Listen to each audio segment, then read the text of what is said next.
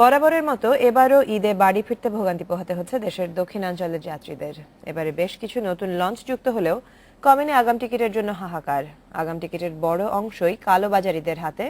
ফায়দা লুটছে লঞ্চের স্টাফ এবং ঘাটের কর্মচারীরা।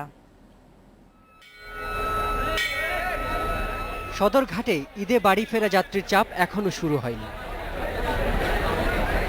তবু নিয়মিত চলাচলকারী লঞ্চের পাশাপাশি আরও 16টি লঞ্চ যুক্ত করা হয়েছে বিভিন্ন রুটে। বাড়ানো হয়েছে ট্রিপের সংখ্যাও। এরপরও মিলছে না টিকিট। নানান দেন দরবার আর ছোটাছুটির পর হাতে গোনা কিছু মানুষই পাচ্ছে বহুকাঙ্ক্ষিত টিকিটের দেখা। বুকিং মোবাইলে করা যায়, ফোন করে।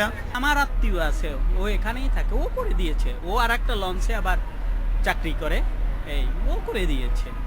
বিআইডব্লিউটিএ কিলোমিটার প্রতি ভাড়া নির্ধারণ করে দিয়েই খালাস। অন্যদিকে টিকিট বিক্রির নিয়ন্ত্রণ থাকছে লঞ্চ মালিকদের হাতে। কর্মকর্তারা জানালেন, প্রতিদিন বিভিন্ন রুটে চলাচলকারী লঞ্চের কেবিন সব মিলিয়ে আছে প্রায় 3000। তবে ঈদের আগে চাহিদা বেড়ে যায় 4 গুণ। মাস্টার ড্রাইভার নিজেদের আত্মীয় স্বজনও যদি নিয়ে থাকে সেটা হলো তাদের ব্যাপার, কিন্তু লঞ্চের টিকিট যাতে কোনো কালোবাজারি না, এই বিষয়গুলো পুলিশকে বলা আছে এবং তারা দেখবে। তারা যে কোনো অভিযোগ পেলে তারা তাৎক্ষণিক অ্যাকশন নেবে।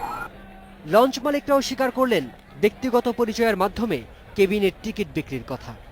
এটা অস্বীকার করার কিছু নাই, এটা হয় স্বাভাবিকভাবে। যেমন আপনি আমার সাথে ফ্রেন্ডশিপ আসে, আপনি বলেন যে পাটুরি ভাই আমার তো একটা কেবিন লাগবে 27 তারিখে, ঠিক আছে আমি আপনার জন্য একটা কেবিন রেখে দিলাম।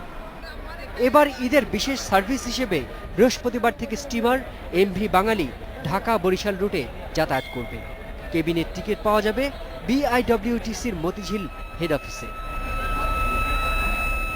শিমুল বাশার, ইন্ডিপেন্ডেন্ট নিউজ, ঢাকা।